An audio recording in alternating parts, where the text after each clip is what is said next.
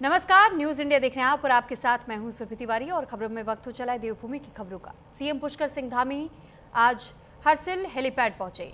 गंगोत्री धाम के कपाट खुलने पर कार्यक्रम का आयोजन किया गया था। उद्घाटन समारोह में सीएम धामी शामिल होने के लिए पहुंचे हुए थे। अक्षय तृतीया के पर्व पर खुले गंगोत्री धाम के कपाट। मुख्यमंत्री पुष्कर सिंह धामी ने अक्षय तृतीया के पवित्र अवसर पर गंगोत्री धाम के कपाट खुलने पर हुए कार्यक्रम में भाग लिया और राज्य के लिए आशीर्वाद मांगा।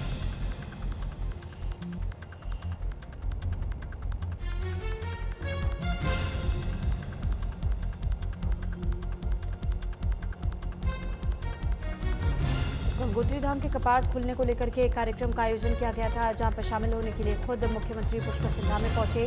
उद्घाटन समारोह में भी सीएम धामी शामिल हुए। दो तस्वीरें हम आपको दिखा रहे हैं। जब मुख्यमंत्री पुष्कर सिंह धामी उत्तराखंड में हर्षिल हेलीपैड पर पहुंचे और यहाँ जो कार्यक्रम का आयोजन किया गया था, यहाँ उन्होंने दर्शन पूजन और प्रार्थना भी की। साथ ही देश और उत्तराखंड के लोगों के लिए प्रार्थना की और पूजा अर्चना करने के दौरान की तस्वीर भी हम आपको दिखा रहे हैं। जिस वक्त वो आरती कर रहे थे, भगवान की पूजा आराधना कर रहे थे, तो ये दो अलग अलग तस्वीरें। जिस वक्त उनका जोरदार स्वागत किया गया और जब मुख्यमंत्री मंदिर के कपाट तक पहुंचे तो वहां उन्होंने किस कदर पूजा अर्चना की है, उस वक्त की ये तस्वीर है।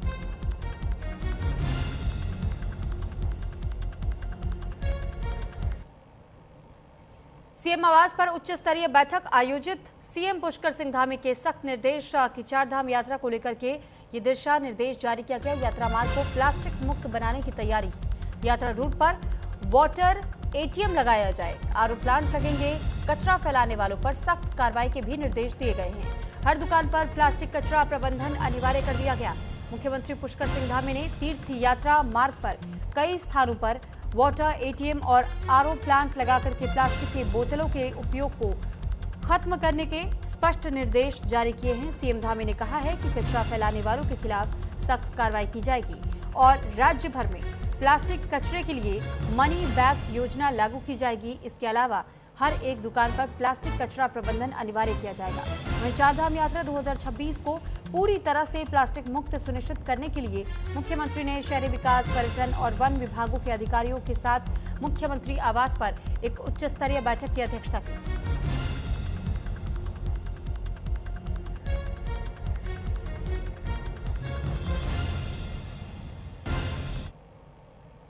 गंगोत्री यमुनोत्री के कपाट श्रद्धालुओं के लिए खुले और अक्षय तृतीया के पावन अवसर पर ये कपाट खोले गए हैं। पीएम मोदी के नाम से गंगोत्री धाम में पहली पूजा भी की गई। यमुनोत्री धाम में मां यमुना की डोली के साथ मंदिर समिति प्रशासन की ओर से उनकी मौजूदगी में अनुष्ठान का आयोजन किया गया। दोनों धाम में सीएम पुष्कर सिंह धामी मौजूद रहे। जयकारों से गंगोत्री और यमुनोत्री धाम परिसर गूंज उठा।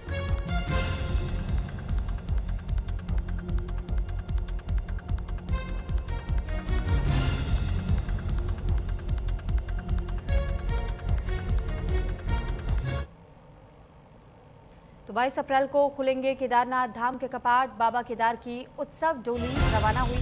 केदारनाथ धाम के लिए ये डोली रवाना की गई है। आगामी 22 अप्रैल को सुबह 8 बजे शुभ मुहूर्त में ही केदारनाथ धाम मंदिर के कपाट श्रद्धालुओं के दर्शनार्थ के लिए खोल दिए जाएंगे। और इससे पहले शीतकालीन गद्दी स्थल से धाम के लिए बाबा की डोली रवाना हो गई है। भगवान केदारनाथ की पंचमुखी जल उत्सव विग्रह डोली सुबह शीतकालीन गद्दी स्थल ओंकारेश्वर मंदिर में भव्य रूप से धाम के लिए रवाना हुई है। जानकारी दे दें कि वैदिक मंत्रोच्चार, पूजा अर्चना और परंपरागत रीति रिवाजों के बीच में मंदिर की परिक्रमा कर डोली आगे बढ़ी। इस दौरान पूरा क्षेत्र हर हर महादेव के जयकारों से गूंज उठा। डोली प्रस्थान के दौरान सुबह से ही ओंकारेश्वर मंदिर परिसर में श्रद्धालुओं का सैलाब उमड़ पड़ा। भक्तों ने पुष्प वर्षा कर बाबा केदार का आशीर्वाद दिया और बड़ी संख्या में श्रद्धालु डोली के साथ पैदल यात्रा पर भी निकले।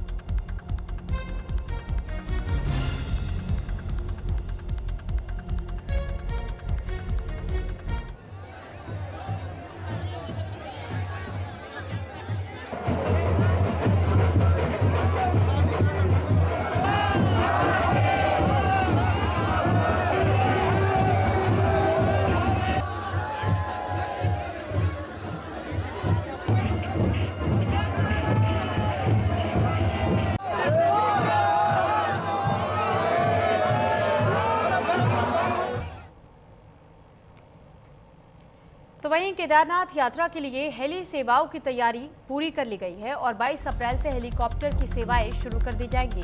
गुप्तकाशी, फाटा और सिरसी हेलीपैड से उड़ाने कुल 8 कंपनियों को मिली मंजूरी। तो यात्रा अब इससे और ज्यादा सुगम और तेजी के साथ में की जा सकेगी और सुविधाजनक भी रहने वाली है। केदारनाथ धाम तीर्थयात्रियों के लिए अब हेलीकॉप्टर सेवा की तैयारियां भी पूरी हो चुकी है। यह हेलीकॉप्टर सेवाएं 22 अप्रैल से केदारनाथ घाटी के गुप्तकाशी, फाटा और सिरसी स्थित हेलीपैडों से शुरू होंगी। उत्तराखंड नागरिक उड्डयन विकास प्राधिकरण की ओर से कुल 8 हेलीकॉप्टर कंपनियों को संचालन की अनुमति दी गई।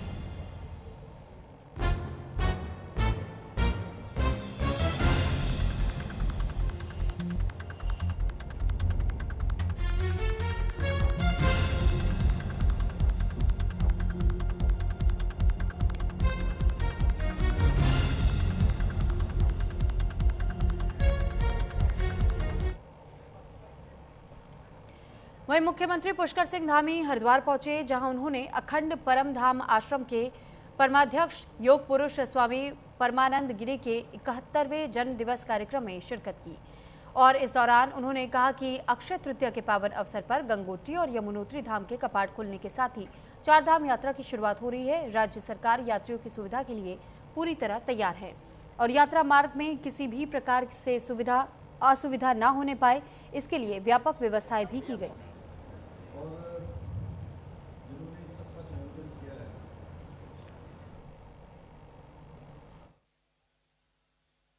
अक्षय तृतीया के दिन से हमारे यमुनोत्री धाम और गंगोत्री धाम के आज कपाट खुल रहे हैं। यात्रा प्रारंभ हो गई।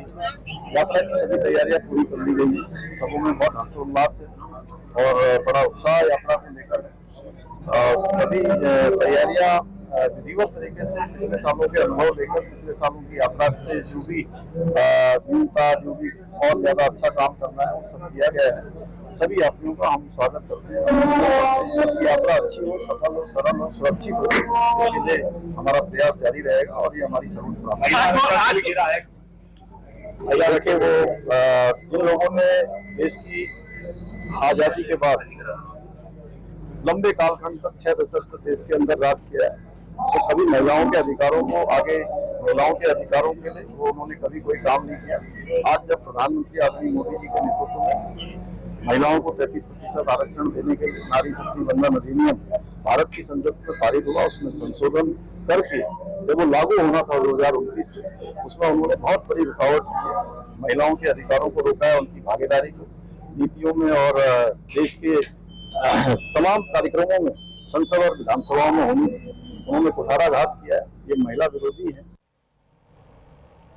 तो वहीं सीएम पुष्कर सिंह धामी का महिला आरक्षण पर बयान भी सामने आया। पीएम के नेतृत्व में नारी शक्ति वंदन अधिनियम का जिक्र किया गया। विपक्ष पर बाधाएं पैदा करने का आरोप लगाया गया है। महिलाओं के अधिकारों की अनदेखी का भी आरोप लगाया गया। महिला आरक्षण विधेयक पर मुख्यमंत्री पुष्कर सिंह धामी ये कहते हैं कि जिन्होंने आजादी के बाद 6 दशकों तक देश पर शासन किया, उन्होंने कभी भी महिलाओं के अधिकारों के लिए कुछ भी नहीं किया। पीएम नरेंद्र मोदी के नेतृत्व में नारी शक्ति वंदन अधिनियम, जो कि महिलाओं के लिए 33% आरक्षण प्रदान करता है, संसद की ओर पारित किया गया है। जब वो एक संशोधन के साथ 2029 से लागू होने वाला था, तो उन्होंने बाधाएं पैदा की और महिलाओं के अधिकारों और प्रतिनिधित्व को रोक दिया। वे महिला विरोधी है और वे देश के सामने बेनकाब हो चुके हैं।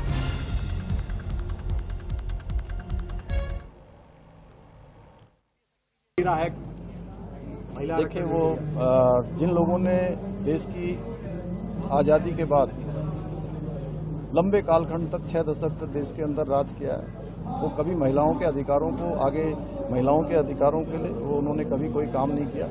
आज जब प्रधानमंत्री आदरणीय मोदी जी के नेतृत्व में महिलाओं को 33% आरक्षण देने के लिए नारी शक्ति वंदन अधिनियम भारत की संसद में पारित हुआ, उसमें संशोधन करके जब वो लागू होना था 2029 से, उसमें उन्होंने बहुत बड़ी रुकावट की है। महिलाओं के अधिकारों को रोका है, उनकी भागीदारी को नीतियों में और देश के तमाम कार्यक्रमों में संसद और विधानसभाओं में होनी थी, उन्होंने कुठाराघात किया है। ये महिला विरोधी हैं। हरिद्वार से एक बड़ी खबर सामने आई है, जहां पर मुख्यमंत्री पुष्कर सिंह धामी ने मदरसा शिक्षा को लेकर के बड़ा फैसला सुनाया। संतों के एक कार्यक्रम में बोलते हुए मुख्यमंत्री ने घोषणा की कि राज्य में मदरसा बोर्ड को भंग किया जाएगा और शिक्षा व्यवस्था में एक रूपता लाने के लिए नया ढांचा लागू किया जाएगा। मुख्यमंत्री ने स्पष्ट किया कि आगामी शैक्षणिक सत्र से राज्य के सभी मदरसों में उत्तराखंड विद्यालय शिक्षा बोर्ड का पाठ्यक्रम लागू किया जाएगा। उन्होंने कहा कि सरकार का उद्देश्य बच्चों को आधुनिक और मुख्य धारा की शिक्षा से जोड़ना है, ताकि वे कंपटीशन के इस दौर में पीछे ना रहें। मुख्यमंत्री ने यह भी साफ कर दिया कि जो मदरसे सरकार के इस फैसले को नहीं मानेंगे, उनके खिलाफ कड़ी कार्रवाई की जाएगी। उन्होंने कहा कि नियमों का पालन न करने वाले मदरसों को बंद तक कर दिया जा सकता है और सरकार इस मामले में किसी भी प्रकार की ढिलाई नहीं बरतेगी।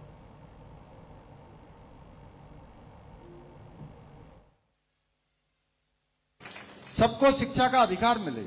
हमने राज्य में एक और ऐतिहासिक निर्णय लेते हुए मदरसा बोर्ड जो यहां पर कई वर्षों से संचालित था, मदरसा बोर्ड को भंग करने का भी निर्णय लिया है। इस बार के 2026 जुलाई से राज्य के अंदर जितने भी इस प्रकार के मदरसे हमारे यहां संचालित होते हैं, उन मदरसों में अब जो उत्तराखंड शिक्षा बोर्ड के द्वारा निर्धारित पाठ्यक्रम है, उसी पाठ्यक्रम को पढ़ाया जाएगा। अन्यथा जिन मदरसों में नहीं पढ़ाया जाएगा, वो मदरसों को बंद कर दिया जाएगा। भाइयों बहनों, चंपावत जिले के यूथ कांग्रेस जिलाध्यक्ष सक्षम अधिकारी पहली बार लोहाघाट पहुंचे, जहां लोहाघाट डाक बंगला परिसर में हुए स्वागत समारोह में लोहाघाट विधायक खुशहाल सिंह अधिकारी और कांग्रेसी नेताओं की ओर से सक्षम अधिकारी को शुभकामनाएं देते हुए फूल मालाओं से उनका जोरदार स्वागत किया गया। लोहाघाट विधायक खुशहाल सिंह अधिकारी ने शुभकामनाएं देते हुए कहा कि ऐसे ही युवाओं की पार्टी को जरूरत है और उन्होंने ये कहा कि सक्षम के जिला अध्यक्ष बनने से पार्टी को मजबूती मिली है, जिसका लाभ पार्टी को 2027 विधानसभा चुनाव में मिलेगा। कार्यक्रम में यूथ कांग्रेस के अन्य निर्वाचित अधिकारियों पदाधिकारियों का भी फूल मालाओं के साथ जोरदार स्वागत किया गया।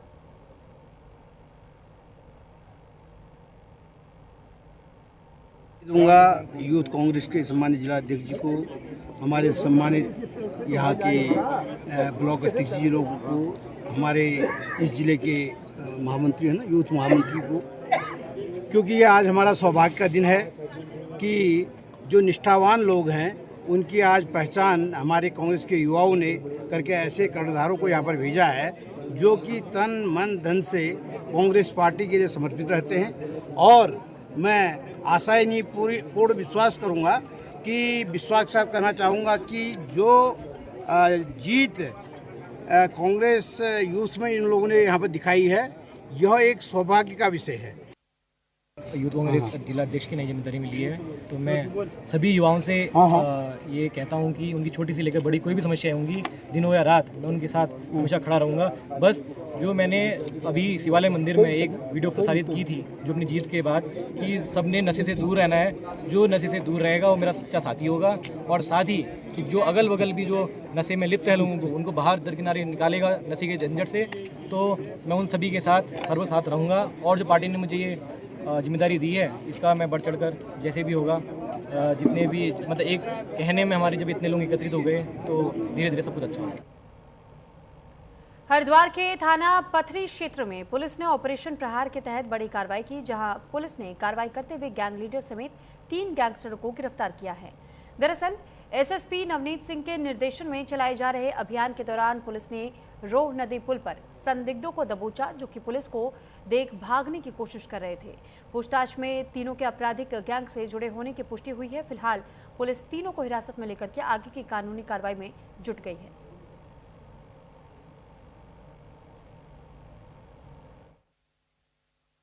देखिए, अभी कुछ दिन पूर्व हमने शॉर्टलिस्ट किया था, जिसमें कि जो गौकेशी से संबंधित अपराधी हैं जनपद में, इसमें 57 गैंग चार्ट और गैंगस्टर में केस लिखने के लिए कार्रवाई प्रारंभ की गई थी, जिसमें कई सारे गैंग चार्ट अप्रूव हो गए हैं, मुकदमे लिखे जा रहे हैं। इसी कड़ी में ये मुकदमा भी है, जिसमें कि पथरी थाना क्षेत्र में ये मुकदमा लिखा गया, और जिसमें भूरा, इखलाक और राशिद 3 लोग नामजद थे। तो इनका गैंग चार्ट अप्रूव होकर जब गैंगस्टर का मुकदमा लिखा गया तो इन तीनों की अरेस्टिंग हुई है। बीजेपी नेता प्रवीण पांडे ने लोहाघाट ब्लॉक के सीमांत गांव में सरकारी योजनाओं का लाभ न मिलने और विकास से वंचित रखने के आरोप अपनी ही पार्टी पर लगा दिए। बीजेपी नेता प्रवीण पांडे ने कहा है कि मुख्यमंत्री धामी के नेतृत्व में पूरे प्रदेश और चंपावत जिले में कई विकास कार्य चल रहे हैं, पर लोहाघाट ब्लॉक के सीमांत क्षेत्रों को इन विकास कार्यों से पूरी तरह वंचित रखा गया, जबकि पीएम मोदी की ओर से सीमांत क्षेत्र के विकसित करने के निर्देश दिए गए और कहा कि लेटी डुंगरा और उसके आसपास का क्षेत्र आज भी सुविधाओं के अभाव से जूझ रहा है। सरकारी योजनाओं का लाभ तक इन सीमांत गांवों को नहीं मिल रहा। कुल मिलाकर बीजेपी नेता की ओर से अपनी ही पार्टी में क्षेत्र की अपेक्षा करने की गंभीर आरोप लगाए गए, जो एक गंभीर मामला है और आरोप कई हद तक सच भी है, क्योंकि सीमांत क्षेत्र मूलभूत समस्याओं से जूझ रहा है, जो कि पलायन का एक बड़ा कारण बनता जा रहा है। और अब देखना यह है कि सरकार और प्रशासन कब इन सीमांत क्षेत्र वासियों की सुध लेता है।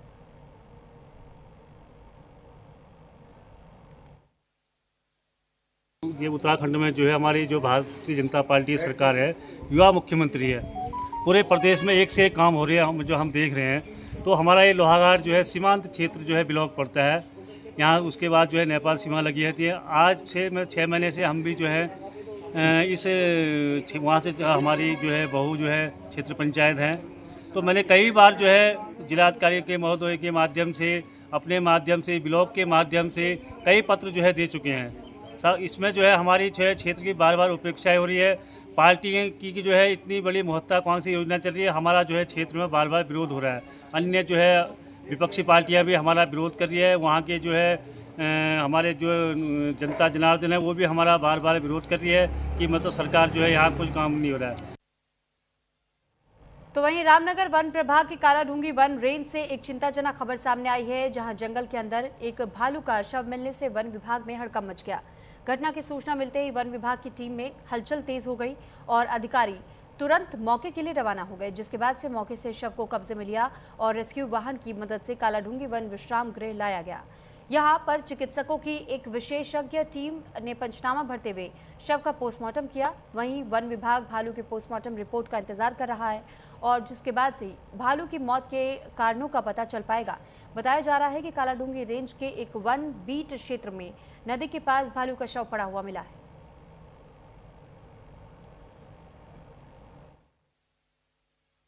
मिला है, ये हमारे नरनी ब्लॉक में मिला है कालाढूंगी रेंज में, और एडल्ट स्लॉथ बियर है जिसकी एज अराउंड 10-12 ईयर्स के अराउंड एज है, एडल्ट है। और इसका जो प्रथम दृश्य जो लग रहा है देख के स्वाभाविक मृत्यु उसकी लग रही है, क्योंकि वहाँ पे ऐसे कुछ भी वो नहीं पाए गए हैं। बाकी तो इसका पोस्टमार्टम हो रहा है अभी, पोस्टमार्टम के बाद जो रिपोर्ट आएगी उसके बाद ही हम लोग इसको कंफर्म कर पाएंगे। देहरादून के डोईवाला थाना क्षेत्र में पुलिस ने ऑपरेशन प्रहार के तहत एक बड़ी सफलता हासिल की है, जहां देर रात चेकिंग के दौरान एक संदिग्ध टैक्सी को रोकने की कोशिश की गई, लेकिन चालक बैरियर तोड़कर के भागने लगा और पुलिस टीम की ओर से फायरिंग की गई और उसके बाद पुलिस ने जवाबी कार्रवाई में ही अपराधी के पैर में गोली मार दी, जिससे कि वो गंभीर रूप से घायल हुआ। बता दें कि पुलिस ने आरोपी को हिरासत में लेकर के इलाज के लिए अस्पताल में भर्ती कराया। वहीं पुलिस को आरोपी के पास से अवैध हथियार और अन्य सामान भी बरामद किया गया। आगे की कार्रवाई पुलिस की ओर से अब की जा रही है।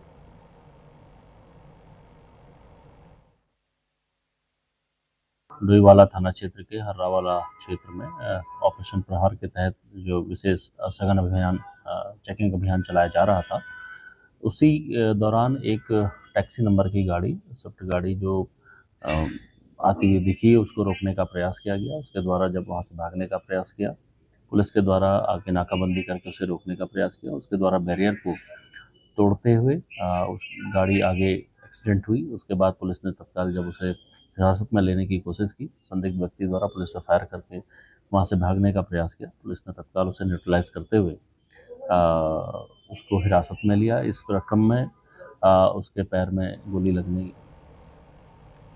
वहीं रामनगर के भवानीगंज में उस समय सनसनी फैल गई जब स्थानीय लोगों ने एक व्यक्ति का शव पड़ा हुआ देखा और घटना की सूचना तुरंत ही पुलिस को दी गई, जिसके बाद से पुलिस टीम मौके पर पहुंची और शव को अपने कब्जे में लेकर के पोस्टमार्टम के लिए भेज दिया।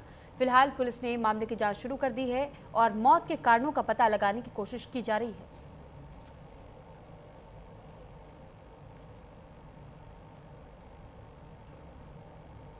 देहरादून नगर निगम ने वित्तीय वर्ष 2026 और 27 के लिए हाउस टैक्स जमा करने वाले करदाताओं को विशेष प्रोत्साहन देने की घोषणा की। नगर आयुक्त नमामि बंसल ने बताया कि जो भवन स्वामी 30 अप्रैल 2026 तक अपना कर जमा करेंगे, उन्हें शासन की ओर से निर्धारित छूट के अतिरिक्त 5% की छूट मिलेगी। ये 5% की छूट केवल चालू माह यानी कि अप्रैल 2026 के लिए मान्य है। नगर आयुक्त नमामि बंसल ने शहरवासियों से अपील की है कि वे प्राथमिकता के आधार पर इसी माह अपना भवन कर जमा कराकर इस प्रोत्साहन योजना का लाभ उठाएं। उन्होंने स्पष्ट किया कि अगले महीने में ये विशेष रियायत उपलब्ध नहीं होगी, इसलिए सभी भवन स्वामी प्राथमिकता के साथ इसी महीने अपना हाउस टैक्स जमा कराए। अगर कोई इस अवधि में टैक्स जमा नहीं कर पाता तो उसे भविष्य में बिना किसी छूट के अपना मूल कर देना होगा। अभी वर्तमान में 5% की अतिरिक्त छूट दी गई है। ये प्रतिवर्ष इसलिए दी जाती है प्रोत्साहन के रूप में, ताकि जो जिनका कर देय है अब इस वित्तीय वर्ष का यानी कि वित्तीय वर्ष 2026-27 का, वो प्रथम माह में ही इसको जमा कर ले और आगे जो माह आएंगे उसमें ये छूट उपलब्ध नहीं रहेगी। तो जो ये प्रोत्साहन की छूट दी गई है ये उपलब्ध नहीं रहेगी। सभी से अपील है कि वो इसी माह में अपना जो भवन कर है वो जमा करा लें प्राथमिकता से। यदि नहीं हो पाता है तो भविष्य में जो उनका मूल कर देय है उसी अनुसार बिना छूट के उनको कर जमा करना हो। रुड़की के पिरान कलियर स्थित विश्व प्रसिद्ध दरगाह साबिर पाक के पार्किंग क्षेत्र में लंगर वितरण के दौरान ही एक शर्मनाक घटना सामने आई, जहां पर लंगर की लाइन में खड़े एक व्यक्ति पर जली हुई लकड़ी से हमला कर दिया गया। इस घटना का वीडियो सोशल मीडिया पर तेजी के साथ वायरल हो रहा है। बताया गया कि लंगर लेने के लिए लाइन में लगे एक व्यक्ति और लंगर बनाने वाले के बीच में किसी बात को लेकर के कहासुनी हो गई। ये मामूली बहस जल्द ही हिंसक झड़प में तब्दील हो गई और वायरल वीडियो में भी साफ देखा जा सकता है कि गुस्से में आए व्यक्ति ने जली हुई लकड़ी उठाकर के लाइन में खड़े दूसरे व्यक्ति पर लगातार हमला कर दिया। वीडियो वायरल होने के बाद इलाके में इस घटना को लेकर के व्यापक चर्चा हो रही है।